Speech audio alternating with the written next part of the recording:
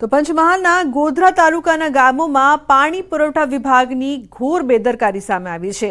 ગોધરા તાલુકામાં ગામોમાં પાણીના સંપની અધૂરી કામગીરી કરીને કોન્ટ્રાક્ટરો ભાગી ગયાનો સ્થાનિકોએ આક્ષેપ કર્યો, જેથી ગામ લોકો મોટી હાલાકીનો સામનો કરી રહ્યા છે। ગોધરાના મોતાલ, ધાણીત્રા, ઉજડિયાના મુવાડા સહિતના ગામોને નર્મદા યોજના હેઠળ પાણી આપવા માટે સરકારની પાણી પુરવઠા યોજના આધારિત સંપ બનાવવામાં આવ્યા છે, પરંતુ 1 વર્ષ અગાઉ ગામમાં કોન્ટ્રાક્ટર દ્વારા સંપની કામગીરી કરવામાં આવ્યા બાદ હજી સુધી સંપમાં મોટર મૂકવા કે પમ્પિંગ સ્ટેશનની કામગીરી કરવામાં નથી આવી, જેથી સ્થાનિકોમાં આગામી ઉનાળાની સિઝન પૂર્વે કામગીરી પૂર્ણ કરવાની માંગ ઉઠી છે, કારણ કે ઉનાળામાં આ ગામોમાં પાણીની ભારે તંગી સર્જાય છે।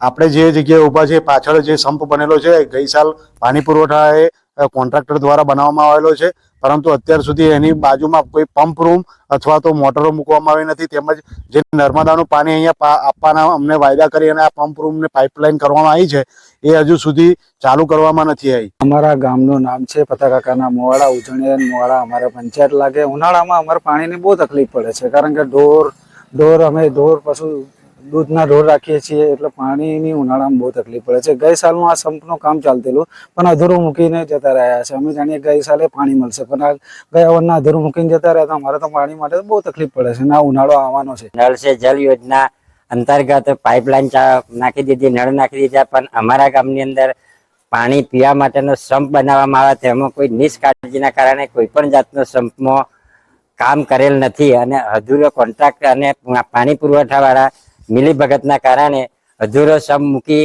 અને ભાગી ગયેલ છે। નલ સે જલ યોજના આવ્યા પછી તો સરકારે પરિપત્ર કર્યો એટલે અમે હેન્ડપંપ પણ બનાવી શકતા નથી અને ઉનાળો આવે એટલે ખૂબ હેરાન થાય છે પબ્લિક। એમને પીવાના પાણી માટે દૂર દૂર જવું પડે, કોઈને કુવાથી લાવવું પડે, આવી બધી ખૂબ મગજમારી થાય। તો અમે હજુ આ 2, 3, 4 મહિના અમને અપેક્ષા છે કદી આ ઉનાળો આવતા સુધી થઈ જાય કે અમને બધાને પાણી મળે।